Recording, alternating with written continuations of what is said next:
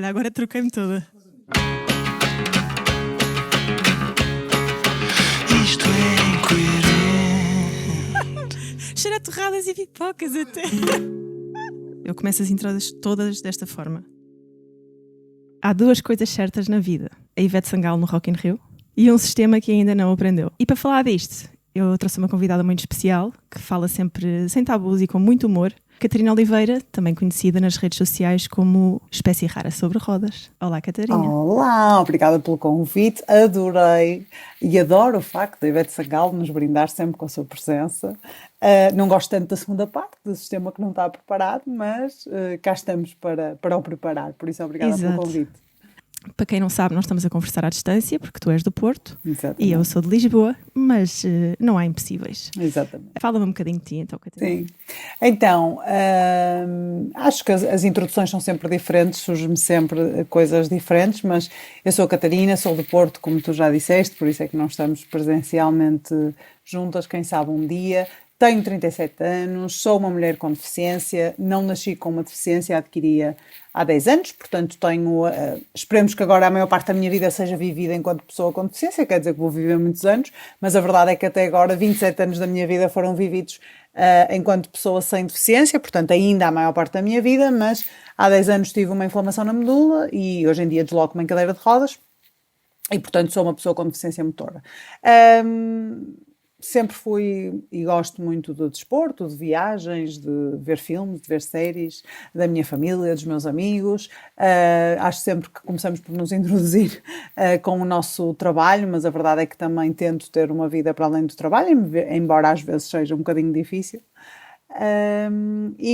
Sou de facto formada em nutrição, portanto sou licenciada em nutrição e sou nutricionista, embora hoje em dia a nutrição ocupe 10% do meu trabalho, porque de facto a vida quis que ou eu também quis, porque eu também me apaixonei um bocadinho por esta área da deficiência, da acessibilidade e da inclusão e portanto hoje em dia trabalho com uma empresa, em específico a Access Lab, sou responsável pela Academia Access Lab, onde nós damos formação para de facto que o sistema aprenda um bocadinho a incluir a pessoa com deficiência.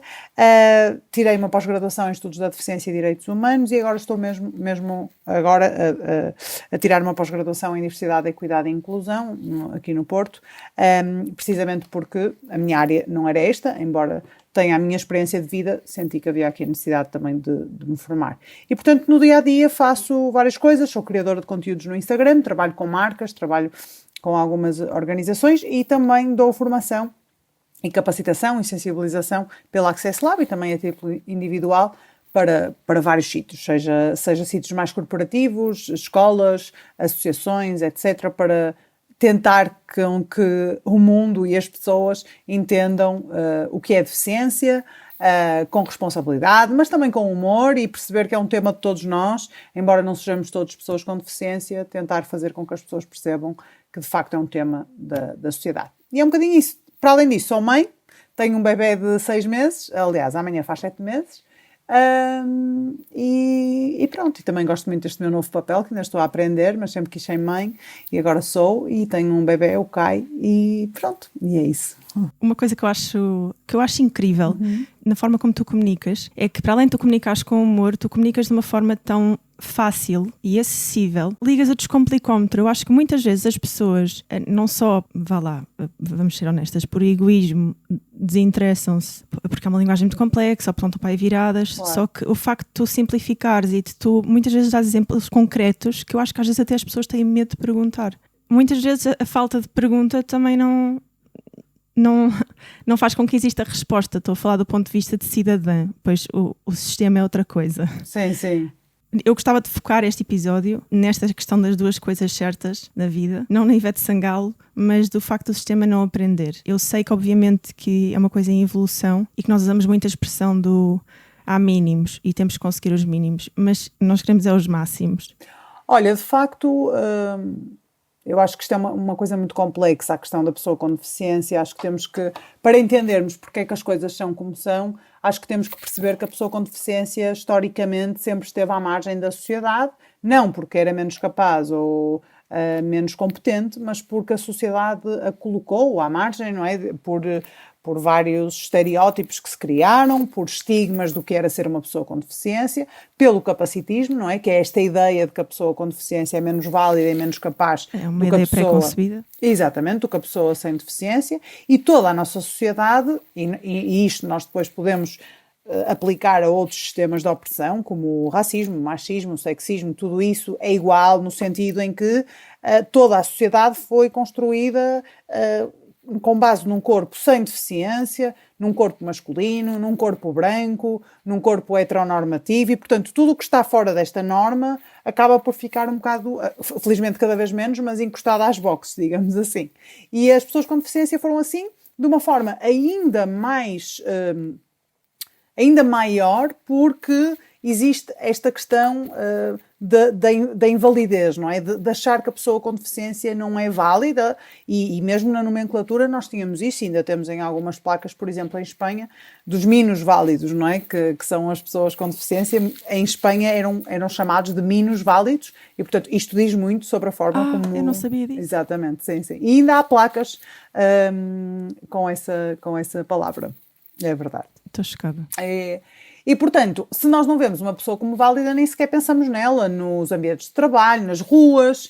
Ainda há, hoje em dia, em 2026, famílias e estruturas familiares que escondem as pessoas com deficiência nas suas casas, que têm vergonha de dizer que têm um filho com deficiência.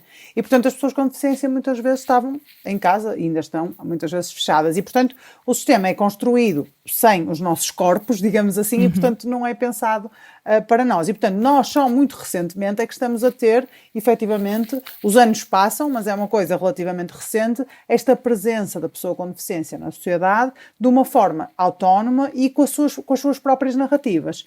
Porque durante muito tempo também tivemos sempre alguém a falar por nós, não é? E ter a pessoa com deficiência a falar na primeira pessoa é uma coisa relativamente nova, não é?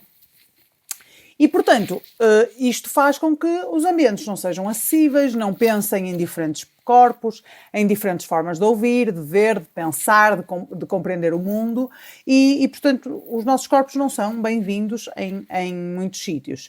O que é que eu acho? Acho que nós temos, efetivamente, que aproximar este tema das pessoas, porque, e acho que isto tem que ser dito, a maior parte das pessoas não quer saber. E eu acho que muitas vezes nem sequer é por maldade. É porque a deficiência é um tema que para muitas pessoas é desconfortável e pensam, eu nem quero... Tipo, a pior coisa que me pode acontecer é ter uma deficiência, é ficar inválido, é ficar menos capaz, é ficar dependente. Há muitas destas ideias ligadas. E então, ou a pessoa tem alguém próximo, ou por algum motivo ouviu alguma coisa que a fez entender que o tema também é dela, que as acessibilidades é um tema de todos nós, porque senão as pessoas não estão alerta para estas questões. E, portanto, nós podemos ir por várias vias. Pela via legal, e por isso é que existem cada vez mais decretos de lei, leis que pretendem garantir que determinadas coisas são cumpridas para que as pessoas com deficiência possam começar a ser incluídas. Mas eu também acredito, para além desta questão da obrigação legal, numa obrigação moral, não é? De nós percebermos, olha, ouvi a Catarina, ouvi a fulana de tal ou fulano de tal a falar da deficiência e eu entendi que, efetivamente, independentemente de eu vir a ter uma deficiência ou não, porque posso nunca ter, é um tema para o qual eu também posso ser um agente de mudança e eu também posso fazer a minha parte dentro da minha bolha.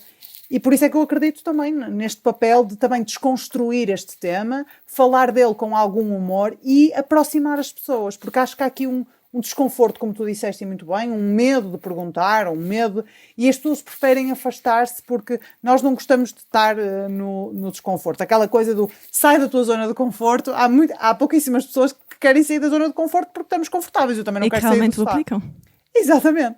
E portanto eu acho que temos que tornar este tema mais próximo, mais dizer às pessoas que não há medo, não é preciso ter culpa quando se erra. Se nós nunca ouvimos falar sobre a deficiência e se só ouvimos falar de uma determinada forma, vamos reproduzir essa forma. Alguém depois é que tem que nos dizer, olha, isso está um bocado datado, já não se diz isso, tipo, não se diz deficiente ou não se diz invisual, é pessoa cega, ou Asperger, é autista, ou seja, essas coisas vão mudando e as pessoas têm que estar dispostas a errar e a aprender e a fazer melhor.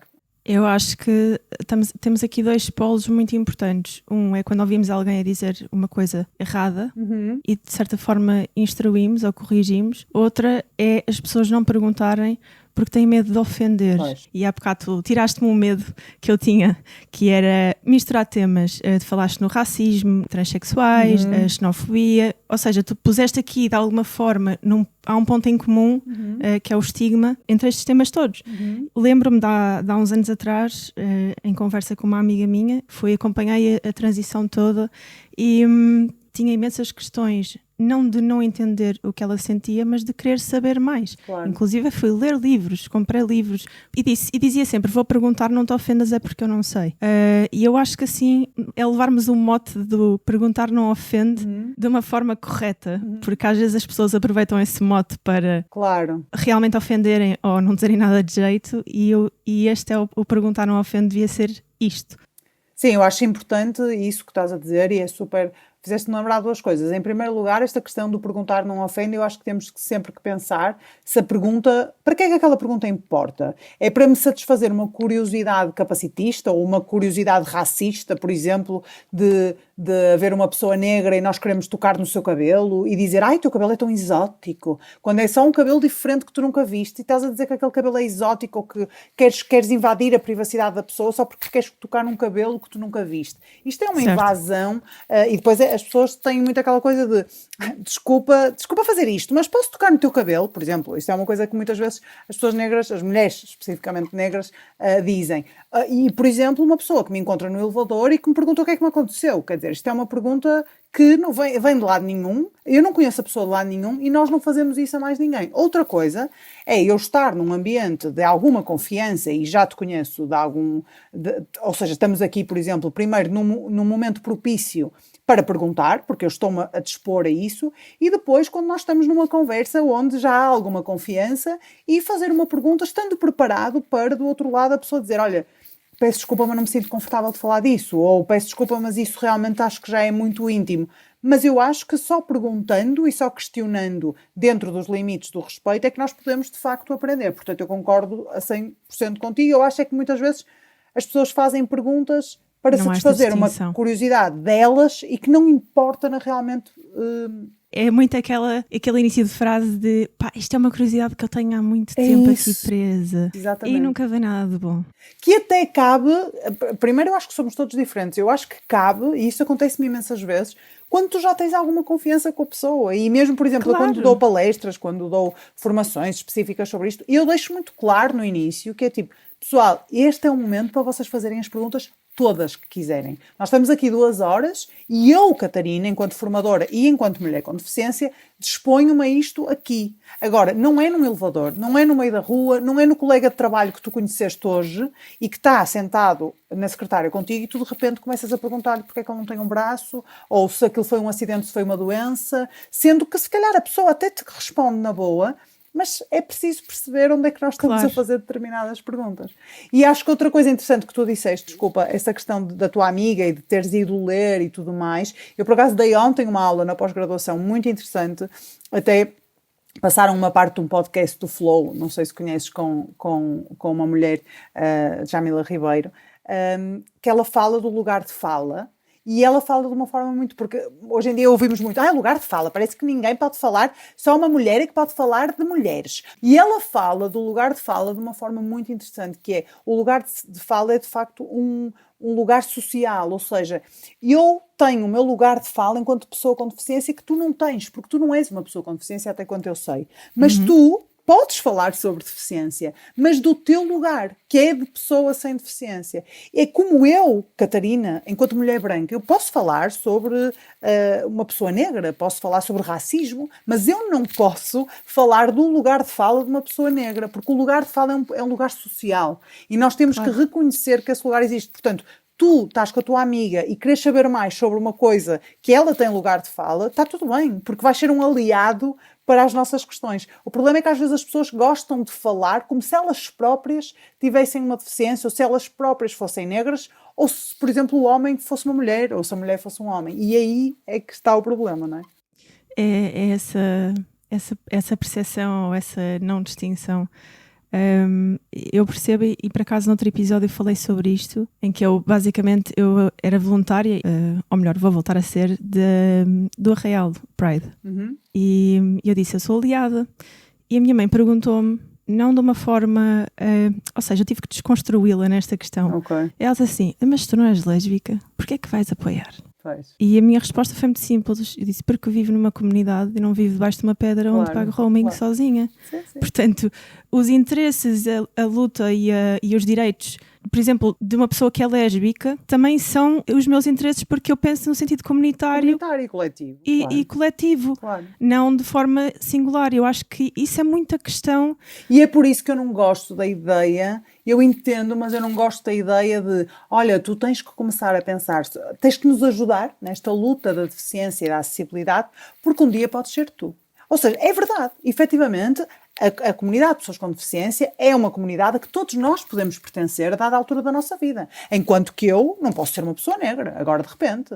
Ou, à partida, se eu sou uma pessoa que me identifico até como bissexual, ou como, vamos imaginar que eu sou heterossexual, à partida, quer dizer, não sei se as coisas da vida nos podem levar para outros caminhos, mas são coisas mais permanentes, digamos assim, e que fazem parte da nossa identidade, como também é ser uma pessoa com deficiência. Mas eu acho que nós não temos que ser negros para sermos antirracistas, não é? Porque não há aqui uma posição neutra, ou és racista ou és antirracismo, mas eu acho que nós não precisamos de fazer parte da comunidade LGBTQIA+, para nos unirmos, como tu estás a dizer, e muito bem. Ou seja, esta coisa de ameaçar com, olha, um dia podes ser tu, mas um dia podes não ser tu. Tu podes nunca ter uma deficiência. Sim, e estar ou um dia o teu filho, ou um dia pode ser. Exatamente. Pois é, o mais importante, ou o que eu sempre retirei, é descalçar os meus sapatos e calçar os dos outros. É um bocadinho o que tu estás a dizer. Eu, por exemplo, eu nunca vou ser negra, mas eu tenho consciência e 100% de percepção do que é que se passa e do que é que posso, enquanto sentido de comunidade e coletivo, fazer. Que é muito diferente tu teres consciência do que se passa do que tu dizeres que tens consciência do que é ser negra ou do que é ser uma pessoa com deficiência. Por isso é que esse problema de o colocar os sapatos dos outros, na realidade, é reconhecer que o outro tem sapatos diferentes dos meus. Porque eu calço 42, tu calças não sei quanto, os teus sapatos não te servem a mim, os meus não te servem a ti. E mesmo um 42 pode não me servir tão bem como os meus sapatos que já têm os moldes do meu pé. E, portanto, cada um tem os seus sapatos. Agora, é importante reconhecermos as realidades. Como tu disseste, é reconhecer o que se passa. E não achar que sabemos o que é ser alguém, que não nós, não é? Pois é isso mesmo. Acho que há aqui muito para esclarecer. Sim, é verdade. Já agora, quanto é que tu calças? 42 mesmo, não estava a brincar. E eu calçava 41 quando andava, mas desde que me sentei, acho que deve ser porque estou muito sentada, os pés devem inchar, é 42, que fico mais confortável. É assim, o meu bem não foi tipo, é mesmo pataluda, não foi nesse sentido. Não, mas sou, porque eu sou alta. Mas pensei, se tivesse que pedir sapatos emprestados já estava na merda. Quanto é que calças? 39. Olha, vês. Mas também 39 é um bom número. Eu também tenho 1,77m, portanto eu sou alta. Eu tenho 1,72m. Pronto, também não és baixinha. Mas pronto, olha, diz-me uma coisa, eu estive a ler, obviamente, muita coisa sobre ti. E há uma frase mítica tua, e eu adoro porque resume tudo isto sem paciência nenhuma, que é, por cada vez que alguém acha que o teu maior desejo é voltar a andar, constrói uma rampa. Sim. Por favor, fala-me sobre isto. É verdade. Eu acho que é uma ideia tão pré-concebida, faz-me tanta confusão.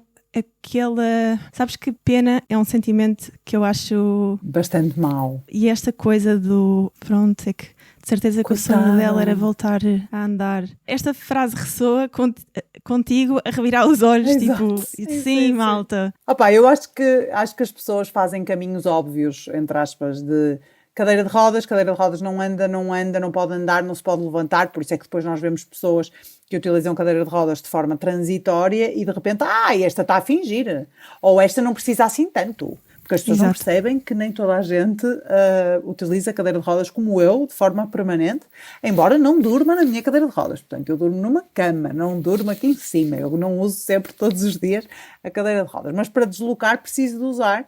E, portanto, eu não ando de facto. Mas outro raciocínio rápido que as pessoas fazem, e muitas vezes parte do desconhecimento, é que uma pessoa que utiliza a cadeira de rodas, porque não anda, porque é paraplégica ou porque seja tetraplégica, portanto só não anda. E, portanto, a nossa vida é simplesmente eu deixei de andar. Há muitas outras coisas. É como se perdesse o propósito e o meu sonho era voltar a andar e ficar focado para sempre nisso. Exatamente. E como quando te sentaste numa cadeira de rodas deixaste de andar só, sendo que há muitas outras coisas que aconteceram, dependendo do que te levou àquela cadeira de rodas, o teu maior desejo é voltar a andar. E então eu acho que e há aqui dois caminhos, que é, obviamente, a vida para quem anda é mais fácil. A minha vida era muito mais fácil quando eu andava do que agora quando tenho uma cadeira de rodas. Mas não é necessariamente pela minha cadeira de rodas, é pelas barreiras que o mundo cria à minha cadeira de rodas. Claro que nós depois aqui podemos entrar em pessoas que têm doenças incapacitantes, com dor, com tudo mais. Tudo isto, ninguém está a tirar o peso de tudo isto. Felizmente não é o meu caso. Mas no meu caso, que vivo bem numa cadeira de rodas, o meu grande problema são as barreiras à minha cadeira de rodas e não a cadeira de rodas em si. E, portanto, este é um caminho. A vida é mais fácil andar. Mas, como eu não ando e tenho esta condição que eu sei que à partida é permanente, as pessoas acham que, no fundo, uma pessoa sobrevive numa cadeira de rodas à espera que haja uma cura. Porque há uma ideia muito formada e muito médica de que o corpo de uma pessoa com deficiência é um corpo que foi quebrado, que está estragado e que precisa de encontrar uma cura. Tu não tens esperança numa cura. E eu às vezes dá-me vontade de perguntar, cura para quê, não é? No meu caso é uma lesão medular. Mas uma pessoa que nasceu com alguma coisa e que viveu a sua vida toda com uma deficiência congénita, vai ser uma cura para quê? Para ela?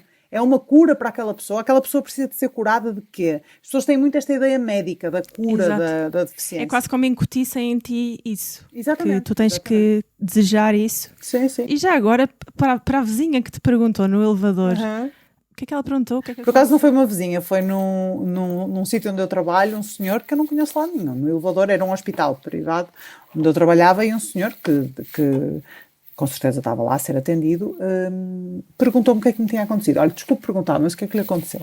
Devias ter respondido quando hoje, acordei com uma privação de sono enorme. Enorme.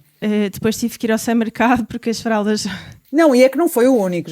Eu lembro-me desse senhor em específico, eu respondi-lhe na altura de género, fiquei assim um bocado a olhar, tipo, tive bem fome. Acho que lhe disse o que é que tinha, mas depois foi à minha vida. Mas já aconteceu outras vezes e eu já tive várias abordagens. Eu, por mim, não tenho... Mas isto também é um problema meu, porque eu claramente sou, evito um pouco os conflitos e então não me apetece devolver o desconforto, que eu devia devolver, ok? Devolvam o desconforto, pessoal, e eu estou a trabalhar um bocado nisto, porque assim, se as pessoas te põem desconfortáveis, devolver o desconforto é importante. E eu tenho que trabalhar nisto porque eu não sou às vezes muito capaz de fazer isto, porque fico super desconfortável e não quero deixar a outra pessoa desconfortável. Mas já houve vezes em que me perguntaram o que é que lhe aconteceu e eu disse, desculpe, o que é que me aconteceu? O que é que lhe aconteceu assim? Devolvi essa pergunta e a pessoa fica assim meio... Não, estou-lhe a perguntar por causa da cadeira de rodas e eu digo, não me aconteceu nada. E a pessoa fica ok, já é a terceira pergunta que vou fazer, se calhar não vou fazer, e então já, pelo menos comigo, ficaram por ali. Mas a verdade é que é muito importante nós devolvermos este desconforto, porque as pessoas colocam-nos numa situação desconfortável de termos que responder a uma coisa que é da nossa intimidade, não é? Quer dizer, isto não cabe na cabeça de ninguém. Eu acho que uma boa forma, tu tens um sentido de humor tão forte, às vezes sarcástico, outras vezes aguçado, que até acho que deve criar um desconforto bom, que eu acho que às vezes é melhor chapada de luva branca. Sim, isso é verdade. Eu estava a dizer aquilo na brincadeira do que é que me aconteceu hoje, mas até conseguias rematar com desculpe, estava a falar do quê? Da cadeira. Desculpe, acho que a pessoa fazia 2 mais 2 Por acaso essa é boa. Sou um otário. É verdade, olha, essa... É verdade, eu uma vez ouvi um rapaz que dizia que, ou já nem sei onde é que foi, não sei se foi um seguidor meu que me mandou mensagem, se eu vi em algum sítio, não sei.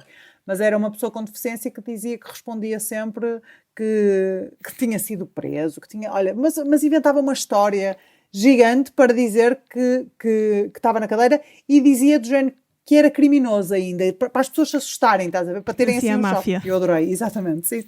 Foi uma cena na máfia, deram-me um tiro, mas eu continuo na máfia, percebes? Assim, qualquer coisa. E eu pensei, isto é muito bom também, contar uma história assim que assuste a pessoa, para a pessoa ficar. Antes de entrarmos no próximo bloco, vamos a exemplos concretos, até porque a forma que tu comunicas nas tuas plataformas é tão acessível, clara e nada abstrata, que eu gostava de ir aqui a situações específicas de acessibilidade. os básicos, que eu acho que as pessoas ainda não têm muita noção. Uma pessoa com deficiência tem alguns desafios no dia a dia em montes de sítios onde vai, e eu não sei, eu às vezes pergunto-me coisas tão simples como passeios, casas de banho, lojas, onde é que estamos? Olha, eu acho que os obstáculos são bastantes e acho que também é importante as pessoas perceberem que a deficiência é muito diversa, e eu falarei sempre mais da minha realidade enquanto pessoa com deficiência motora, embora trabalhe muito com a comunidade de pessoas cegas, pessoas surdas, pessoas autistas também, e todas elas têm as suas dificuldades, as suas barreiras, sobretudo, que são diferentes para diferentes pessoas com deficiência. Para pessoas com deficiência motora, como eu, que se desloca numa cadeira de rodas, efetivamente o espaço público, não é?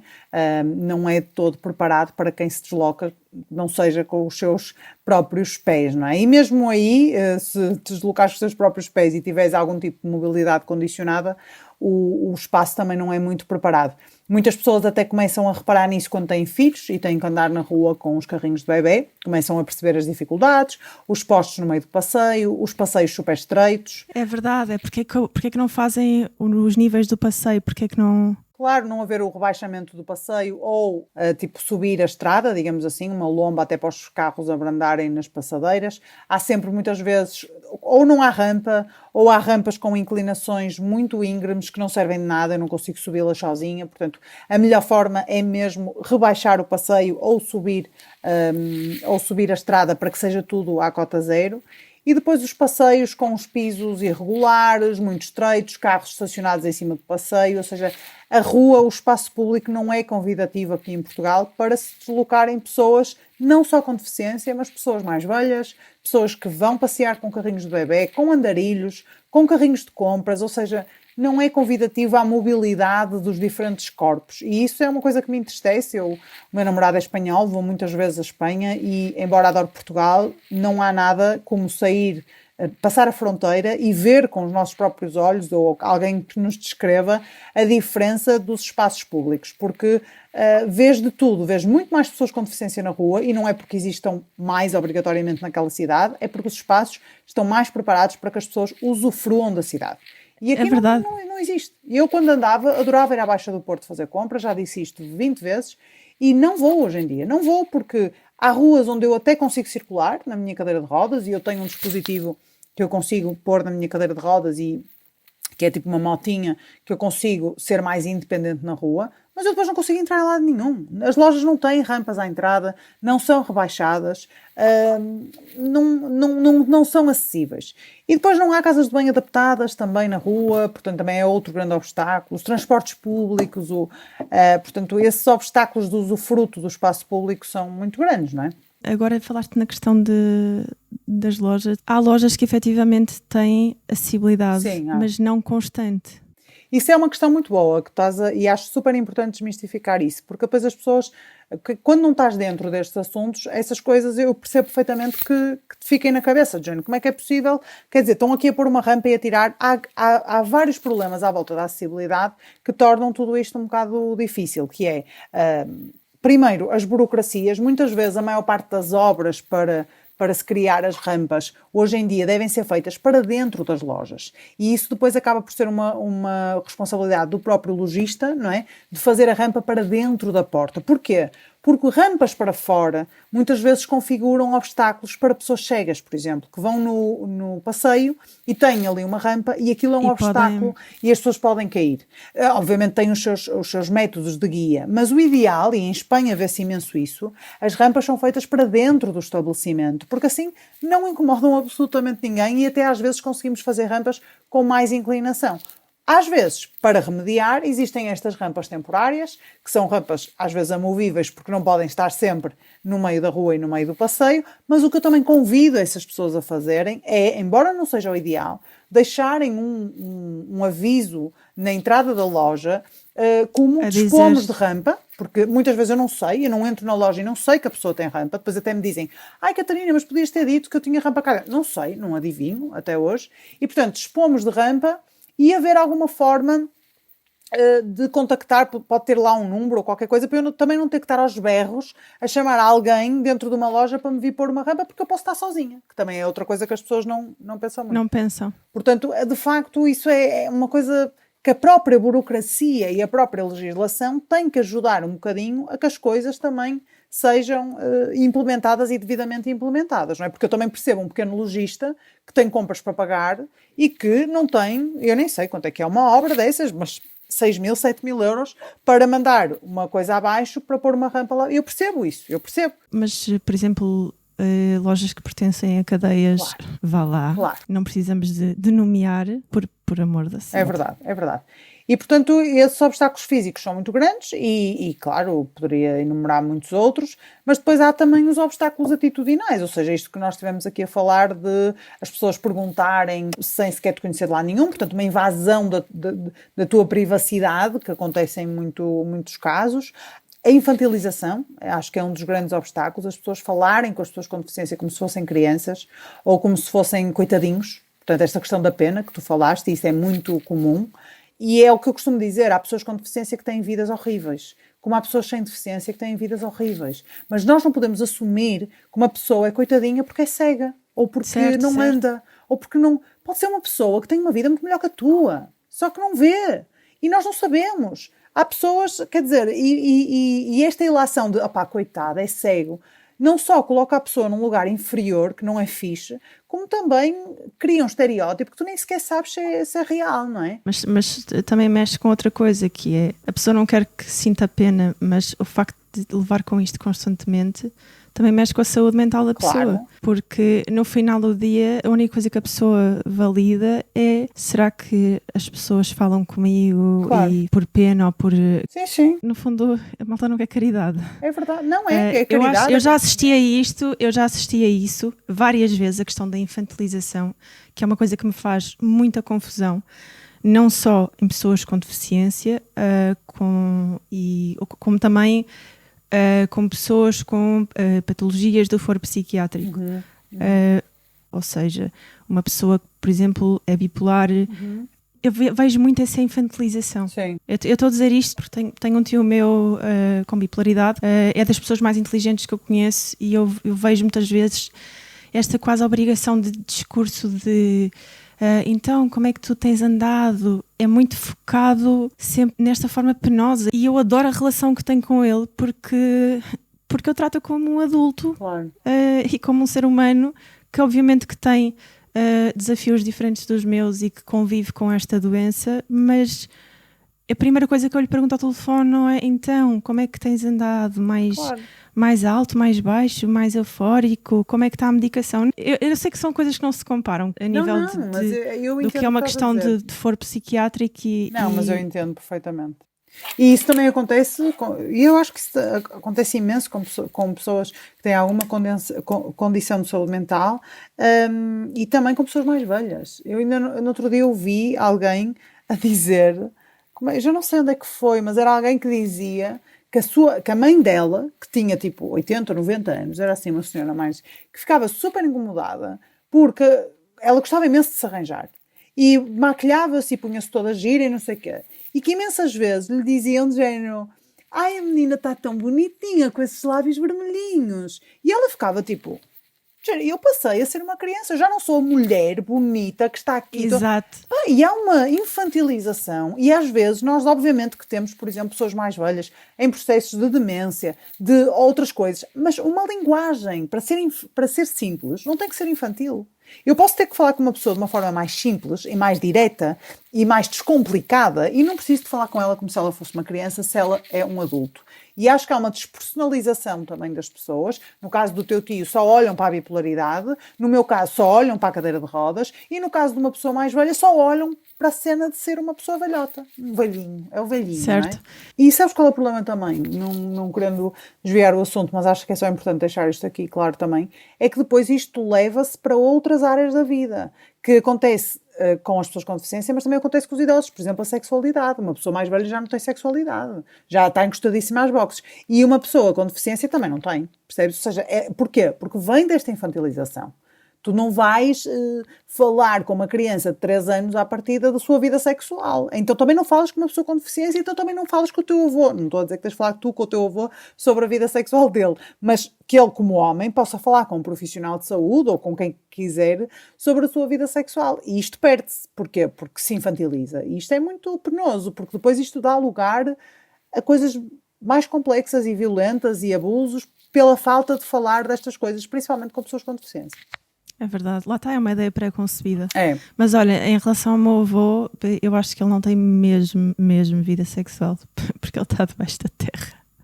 Eu ia dizer isso, eu também já não tenho avós, infelizmente. Não sabemos o que é que eles estão lá a fazer, não sabemos. Se a minha mãe ouvir isto, vai se engasgar, mas está tudo bem. Exato. Olha, falando na questão da maternidade, tu foste também há pouco tempo, 7 meses, não é? Amanhã é 7 meses. Pronto, e foste partilhando a tua gravidez e o processo todo nas redes, os desafios, as alegrias de ser mãe, sem romantizar, também sobre esta questão da pessoa com deficiência ser mãe e que às vezes as pessoas de lá dão como dado adquirido, não pode estar numa cadeira de rodas. Claro que não generalizando e cada caso é um caso, mas é uma surpresa muito grande para as pessoas. Quando tens estas interações, como é que tu explicas às pessoas sem dizer, oh malta, vá lá? Como é que desconstróis esta ideia? Porque eu acho mesmo que é uma coisa muito enraizada. Sim, olha, eu acho que no meu dia-a-dia cada vez menos tenho essas interações de mas é mesmo teu filho, ou seja, muitas das coisas da maternidade que eu acabo por contar são coisas até de pessoas que foram mães há mais tempo e que têm uma deficiência e que passaram por isso, desde enfermeiros, ou no caso uma enfermeira na sala de partos perguntar a uma mulher com deficiência que acabou de ter o seu filho como é que ela vai tomar conta do filho, até uma ginecologista perguntar a uma senhora com deficiência que entra no consultório a dizer que está grávida como é que aquilo aconteceu, como é que ela deixou aquilo acontecer, ou seja, felizmente isso comigo já não aconteceu. Aconteceu, por exemplo, eu entrar para a minha primeira ecografia com o meu namorado e a médica que nos atendeu, quando nós abrimos a porta, perguntasse se nós precisávamos de alguma coisa e eu disse, sim, precisava de fazer a ecografia para a qual fui chamada. Portanto, claramente a médica não estava a perceber porque é que estava ali aquele casal, que ela não estava a achar que eu estava grávida na sala dela. Mas rapidamente, quando percebeu que tinha um pouco metido o pé na argola, tudo bem. Ou seja, há muitas coisas que já não acontecem comigo, mas que aconteceram e que eu acho que muitas vezes as pessoas pensam ou ficam até surpreendidas, mas como assim ela está grávida? Ou como assim, por exemplo, as pessoas cegas também perguntam muito isso, mas vocês fazem sexo? Quer dizer, como se uma pessoa que não vê, eu nem consigo perceber qual é a ligação, mas há muito esta dúvida. E, portanto, o que eu acho é que quando aconteceu comigo, e eu nesse caso, por exemplo, que foi esse caso com a profissional de saúde, respondi, obviamente, com alguma rispidez, mas que estava ali para fazer a ecografia e acho que a pessoa percebeu que teve ali um estereótipo que momento se caiu. De estereótipo, sim. Exatamente. Agora, porquê é que eu acho que isto acontece? Acontece pelo que falamos anteriormente, as pessoas não acham que as pessoas com deficiência têm sexo, têm vida sexual, têm prazer, têm relações, acham que as pessoas com deficiência, e isto, atenção, eu estou a dizer acham, as pessoas que nos estão a ouvir, não é uma coisa consciente, às vezes, ok? É uma coisa que nós nem sequer percebemos, mas é aquele microsegundo em que tu ficas surpreendido porque estás a ver uma pessoa com deficiência a dar um beijo apaixonado a outra. E tu, ou então, uau, aquela pessoa namora. Tipo, tu não tens isso com outra pessoa. Há um rasgo de luz na vida daquela pessoa. Exato. É um anjo, o namorado dela é um anjo porque ele namora com ela. Como é que ele vai acabar com ela um dia? Exato, ou seja, e as pessoas não fazem isto por mal, mas as pessoas não estão à espera. E então, esse microsegundo que tu ficas surpreendido é precisamente este estereótipo que tu criaste, que as pessoas não vivem o amor, não vivem. Outra coisa também que as pessoas não entendem, que as pessoas com deficiência podem ter relações casuais, as pessoas com deficiência podem fazer sexo com 1500 pessoas e não ter nenhuma relação. Nós não temos só ou não relação ou relação para casar, não é? As pessoas com deficiência fazem parte da comunidade LGBTQIA+, ou seja, tudo isto é uma coisa que as pessoas pronto, têm estes estereótipos e, portanto, se não fazem sexo, também não vão ter filhos. E depois, acho que vem aí outra camada, que é não ver a pessoa com deficiência como capaz de educar ou cuidar de outro ser humano. Ou seja, a pessoa com deficiência é sempre objeto de cuidado e não ela cuidar, proteger e ser capaz. E ser capaz. E, portanto, eu acho que esses dois estereótipos depois fazem com que, efetivamente, a mim não me tenham chegado de uma forma muito presente, mas tenho a certeza que muitas pessoas pensam, mas vou vendo na internet, até às vezes outras criadoras de conteúdo com deficiência, que são mães e que às vezes recebem comentários e mensagens, principalmente com deficiências até portanto, maiores que a minha, portanto, que afetaram outras partes do corpo ou que têm mais impacto, digamos assim, na vida delas, mensagens muito capacitistas e como é que foste deixar isso acontecer e como é que tu vais criar o teu filho e tudo isto é muito estereotipado, não é? Sério, enfim. Enfim, essas pessoas exatamente. vivem debaixo. Eu costumo dizer que ainda pagam roaming, acho que é uma boa definição. Essa é boa. Eu ainda abria aqui uma terceira camada, que é, antes das pessoas felicitarem, tipo, olha, parabéns, estás grávida, a questão é que as pessoas automaticamente, isto é quase como um pensamento intrusivo, entram em 1000 questões que normalmente não acrescentam nada, como falámos há bocado, como, mas como é que ela tem prazer? Mas como é que faz não sei o quê? Malta. Claro, é verdade, é verdade. A terceira camada que abrimos aqui é quem é que define hoje em dia o que é o prazer? Ou vamos voltar ao 9º ano em que nos reuníamos com os nossos amigos e diziam, eu ouvi falar uma cena que é o ponto G e que toda a gente tem. E se tu não tiveres, tipo, tu tens um problema. Exato. Sim, se não tens sexo com penetração, tens um problema também. E às vezes tem a ver com o tu ainda não teres descoberto o que é para ti, o que é que não é.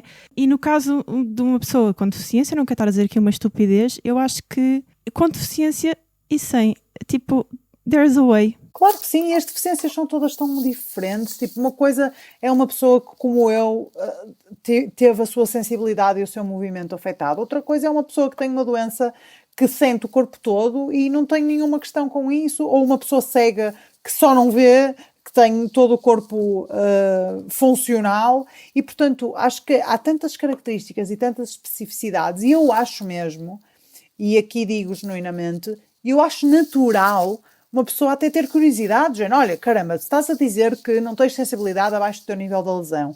E eu fui educada para que o prazer sexual está única e exclusivamente nos órgãos genitais e única e exclusivamente na penetração. Portanto, eu nem sequer sei bem se já tive prazer ou não na vida. E então eu tenho curiosidade para saber como é que tu fazes. Mas ou estás numa página tipo a minha, onde eu te dou essa abertura e muitas vezes abro caixinhas de perguntas. Olha, perguntem o que quiserem, eu vou responder de acordo com a minha realidade.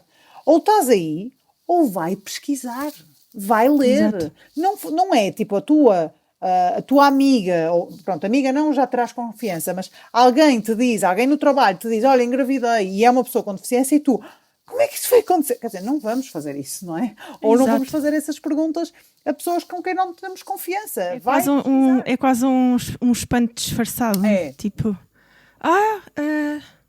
parabéns. Sim. E já estás a ver as 300 perguntas que estão a ocorrer na cabeça da pessoa, tipo...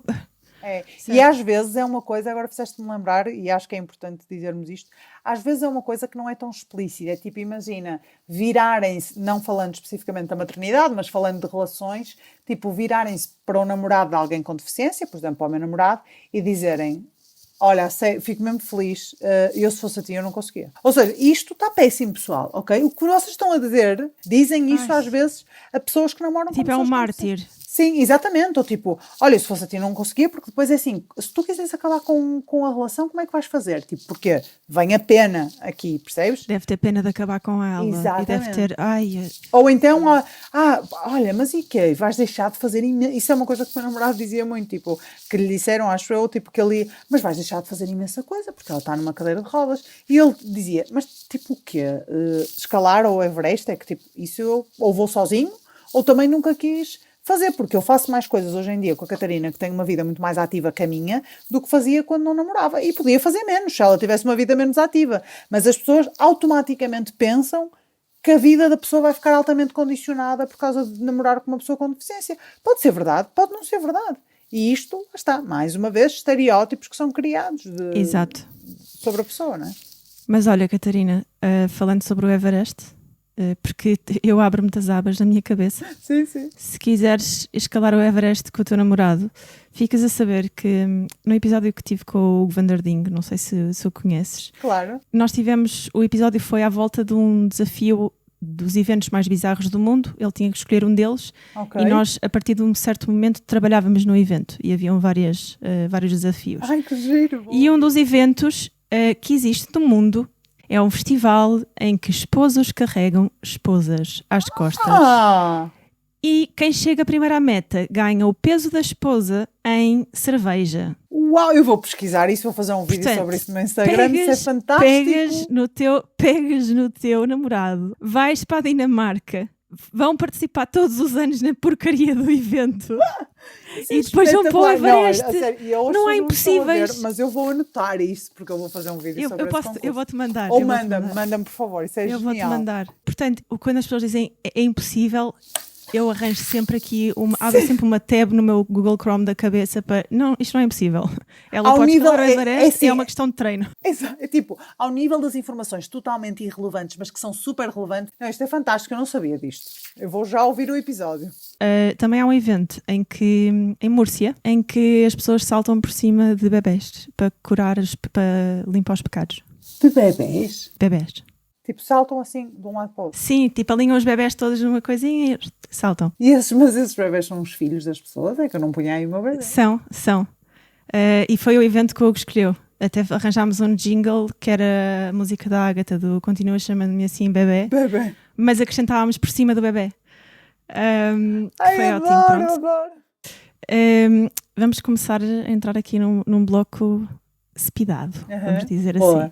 Então, queria que partilhaste 3 dicas de ouro que aprendeste com a maternidade, que certamente já falaste com o teu parceiro, ou sobre serem pais, sem pensar muito. Assim, chuta. 3 dicas que aprendi com a maternidade.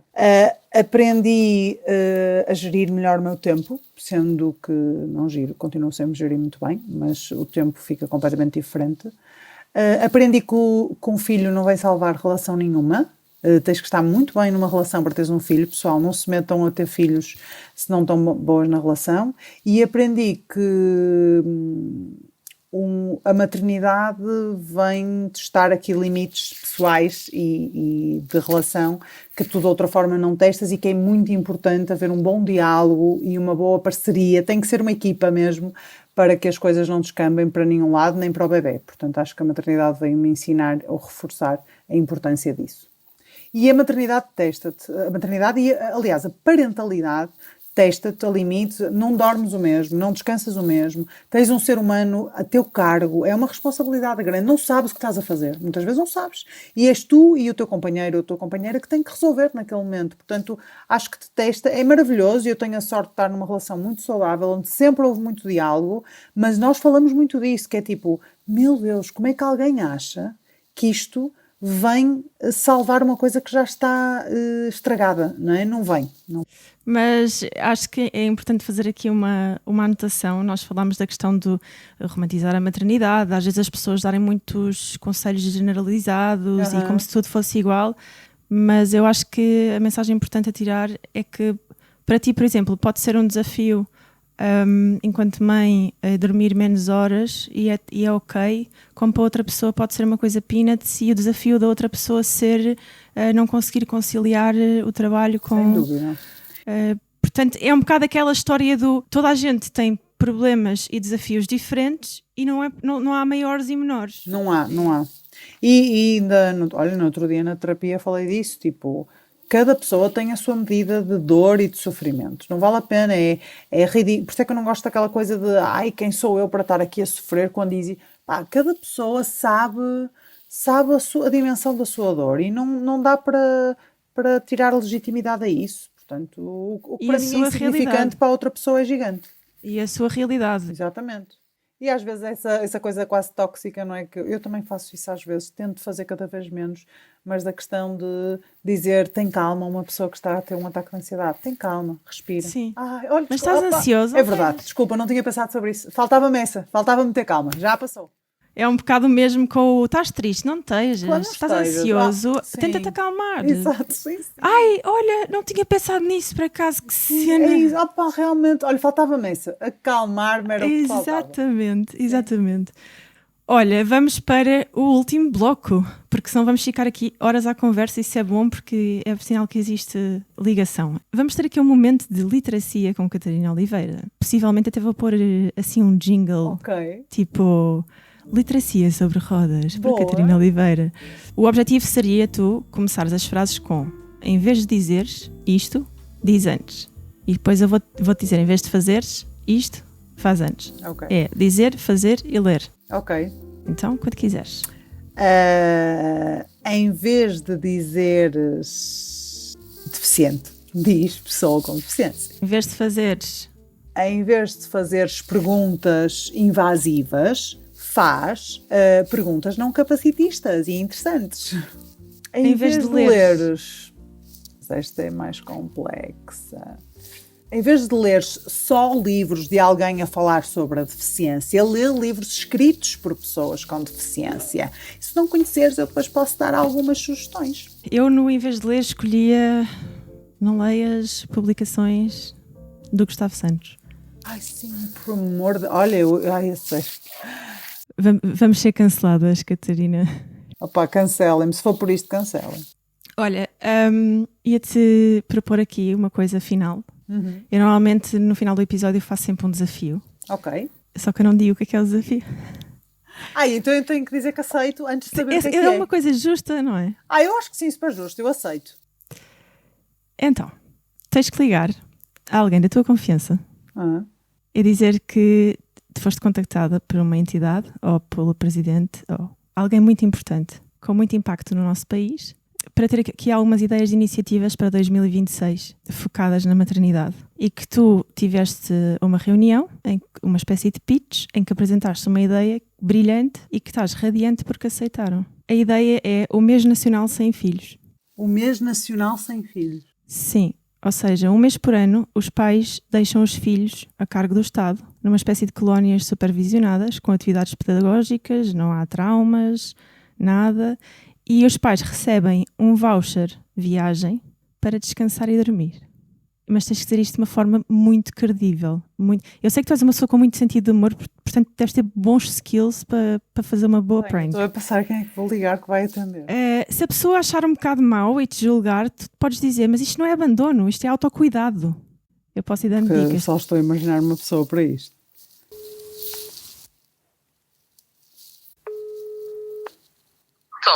Estou. Estás com tempo? Tudo bem. Estou com tempo? Estou. O que é que se passa? Nada, não é nada de grave. Mas é que assim, eu precisava de partilhar isto com alguém. Porque assim, eu não tinha dito isso a ninguém porque não sabia se isto ia ser aprovado ou não. Mas eu basicamente tive que fazer aqui algumas propostas ao governo, nomeadamente ao Presidente da República, ao atual, não é? Que vai mudar. Sobre algumas medidas a serem tomadas. E, entretanto, recebi um e-mail a dizer que uma delas tinha sido aprovada. E agora não sei com quem é que é de partilhar isto. Fogo, mas tipo como assim? Imagina, a que foi aprovada, eu fiz várias medidas, mas a que foi aprovada foi basicamente decretar o mês nacional sem filhos. Onde basicamente os pais... Sem filhos? Sem filhos. Onde basicamente os pais podem deixar os filhos com alguém. Com o Estado? Nomeadamente com o governo, com o Estado, com pessoas do tipo AMAs e assim. Em colónias. Em colónias e depois podemos aproveitar esse mês para dormir, tipo, para fazer coisas. Isso é uma maravilha. E eles é que pagam. E tu foi a título individual? Como é que fizeste isso? Sim, fui eu. Opa, lembrei-me, fiz várias propostas, uma destas que eu nunca achei que ia ser aprovada. E agora recebi um e-mail e aprovaram. E eu tinha que partilhar isto com alguém, não sei muito bem o que é que lhes hei de responder. E eles pediram para saber o mês e eu não sei qual é que decide, se é agosto. Tão alto que eu também não sei muito bem como é que é de reagir. Não, mas a sério, ajuda-me só a pensar aqui numa coisa, que é, eles perguntaram-me que mês é que do ano é que... É que tu achas, não é? Sim. Mas vamos lá perceber uma coisa. Os filhos têm que idade? A idade que nós quisermos. Até aos A idade que quisermos. Até aos 18, claro. até aos 18. E o que é suposto fazer? Disse deixar o filho. Eles ficam em colónias supervisionadas. Não, eles ficam tipo em colónias, como se fosse um campo de férias, mas se forem bebés, claro, pronto, depois, sei lá. Estás a rir, abandona-se lá a criança durante um mês, quando eles têm 2 meses? Não, eles têm pessoas lá com eles, dependendo da idade, tipo, imagina, se forem muito bebés têm aquelas amas de leite, se precisarem de leite, sim, e se forem maiores, têm atividade. Não, a sério. Mas eu só preciso de ti. Não preciso de ti para raciocinar sobre a minha ideia, porque ela já está feita. Eu preciso de ti para me ajudar a escolher o mês. Sim, era só para perceber, mas deve ser... É só para eu perceber. Ou seja, os miúdos não podem ter escola. Pois convém que não. Mas isto se forem Percebes? miúdos que já estão na escola. Por exemplo, o Caio para o ano vou deixá-lo, mas ele não vai ter escola para o ano. Pois, e tem que ser o mesmo mês para todas as idades. Tem. Eu acho que é um melhor em agosto. Eu acho que tem. Diz dezembro, porque o Natal é muito confuso e assim tão sossegados. Por momentos estou a achar que me estás a gozar. Não.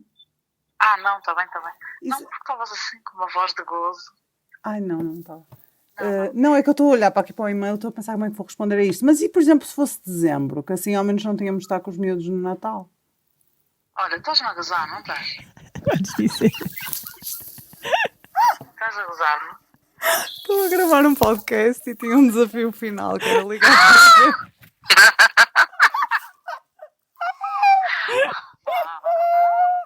Quando tu ouvires isto no podcast vais-te grisar. Eu juro-te que achei que ias achar logo que eu estava a gozar. E ainda por cima a Constança, que é quem está a fazer o podcast comigo, está-me a dar indicações aos fones para eu te dizer coisas. Tu vais adorar. Isto podia ter continuado. Podia ter continuado e podia ter corrido muito mal.